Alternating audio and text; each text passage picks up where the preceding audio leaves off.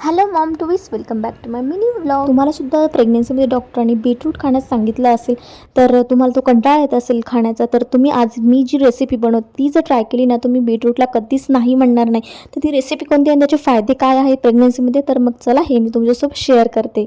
आणि आपल्याला प्रेग्नेन्सीमध्ये हिमोग्लोबिन तयार करणंसुद्धा खूप इम्पॉर्टंट असतं आणि हे खाण्याचे मी जे बेनिफिट्स दिले ते तुम्ही नक्की वाचा. तर फ्रेंड्स, इथं मी सर्वात आधी ना बीटरूट धुवून घेतलं, त्याच्यानंतर हा छान किसून घेतलेला आहे. कढई गरम करून त्यात तूप टाकलेलं आहे आणि विदाऊट तूप हे फ्राय करू नका, तुपामध्येच फ्राय करा. आणि ऑलरेडी बीटरूट ना खूप जास्त कडक असतं, त्याच्यामुळे त्याला आपल्याला छान असं शॅलो फ्राय करायचं आहे इथं. आणि तूपसुद्धा आपल्या प्रेग्नेन्सीमध्ये थोडं दिवसातून 1-2 चमचेसुद्धा घेणं गरजेचं आहे. जर तुमचं असं खाणं होत नसेल ना, तुम्ही चपातीला लावून खाल्लं तरी चालतं.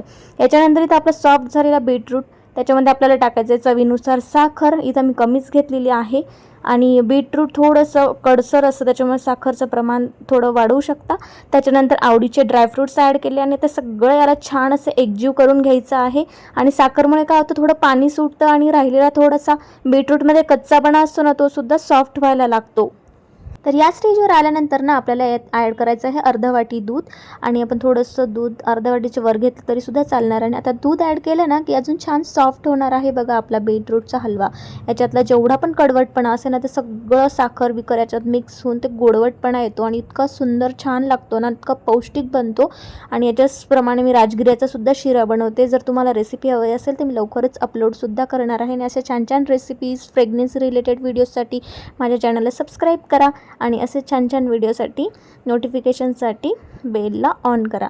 तर याच्यानंतर चवीसाठी आपण टाकणार आहोत छान असं वेलची पूड. अशी छान मी याला बारीक कुटून घेतलेलं, थोडंसं साखर टाकून. आता छान मस्त सुगंध येतो, इतकं छान वाटतं ना. मला बीटरूटचा हलवा खूपच आवडतो आणि प्रेग्नेन्सीमध्ये मला ही रेसिपी खूप उपयोगी पडत आहे. तर मग फायनली आपल्या इथं बीटरूटचा हलवा मस्त डिशमध्ये मी सर्व केलेला आहे आणि एन्जॉय करते माझ्या प्रेग्नेन्सीची रेसिपीज. तर तुम्हाला पण ही रेसिपी आवडली असेल आणि लवकर करणार असेल तर मला तसं कमेंटमध्ये सांगा. तर भेटूया पुन्हा एका छानशा मिनी ब्लॉगवर. Till then bye bye and take care mommies.